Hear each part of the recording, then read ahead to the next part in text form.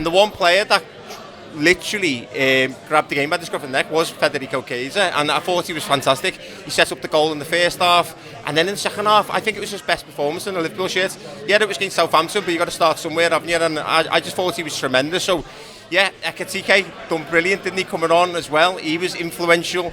He was again another player who was grabbing the game very much like we needed to. I thought Jayden Danns was another. He's like, I don't know how to judge him because he looked sharp, didn't he? Yeah, you've signed 2 brilliant centre forwards, and you wonder what the future holds for him. But he is so involved in everything that Liverpool do every time he comes on, whether it's a cup final or it's the League Cup third round or a Premier League game. He's like a magnet to the ball. He's just so involved. He wants everything so much. To me, that's a quality footballer. It's the sense that, like, there's players that are anonymous in a football game, and he's just so involved, and who knows what's going to happen with him. But there were some good performances, there were some dreadful performances. We talk about the maddest thing of Ekitike. We haven't even touched upon what the header from Endo was. What was all that about? I thought it was offside. So from my angle, from the cop, I was thinking, it's offside, it's not going to be counted. I'm saying he was still shaking the Tweety birds off him when that ball swatted him in the mouth. I mean, that's why he wears a gum shield. He took that like an absolute champion, by the way. Yeah. Fair play. I mean, we were on the attack. I reckon if they'd have counter-attacked there, he'd have been down holding his face like nobody's business. But can I just say, like you mentioned Chiesa there, I think his performance overall is okay. There's 2 really good moments. He wins the ball really well at a time where we create nothing, and it was going to require like the tenacity, something like that, to create the chance for us. But the touch for the second goal is sumptuous. Yeah. It needs to be perfect. The ball travels a long way, and we all know how difficult it is to control a football like that. I mean, my God, I try every week down at Jericho Lane. But it's perfect, and then the awareness to just slide it to Ekitike. I didn't see that Ekitike was on. I just thought, there's your touch, perfect. Slot it into the bottom corner. This is a man who's only scored 2 goals for Liverpool. You know, the temptation there, in a fairly low-stakes game, if we're completely honest, would have been to take it yourself. But he has the awareness, he sets in Ekitike. Shouldn't we be blaming Federico a little bit here? Because if he shoots and he scores, Ekitike starts Saturday. And it's as simple as that, isn't it? So maybe it's 4D chess from Chiesa. He thinks he's going to start Saturday now because he's got Ekitike suspended. I'm going to boo him.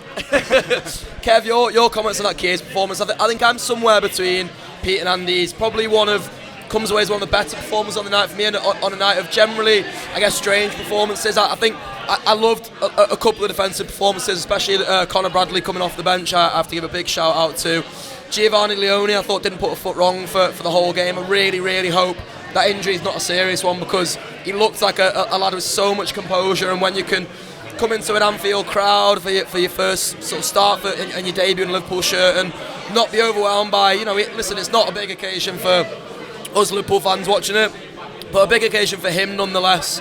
To come on and be that composed in the game, I think is a huge testament to him. Yeah, massively. I had my eye on him coming into this one, and I noticed within the first sort of 3 or 4 minutes, he was telling people what to do. He was bossing the game. He was full of confidence. He was direct in the line. And my God, he is not scared of using his strength and his physicality and his presence to fight off anything. He flattened Frimpong at one point, which worried me. Yeah, I mean, he looks for trouble, which is quite unique, I think, in a centre-back. It's very, you know how, I mean, Van Dijk is always assessing and seeing, do I need to go for it? And if he does, he'll go for it. Leoni seems to be going, I want to go for it.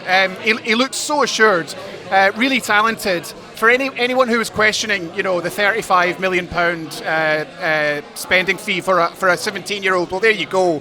Absolutely fantastic. I like you, hope it's not too much of a bad one. It was I was in the Kop, so it was away from me, so I'm not too sure.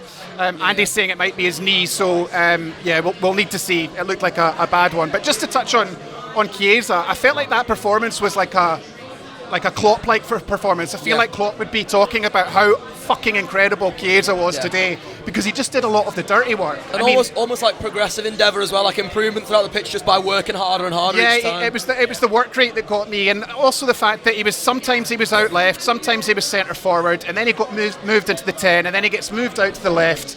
And I thought he did impeccably in all of those positions. A lot was asked of him today, and I feel like he answered a lot of those questions.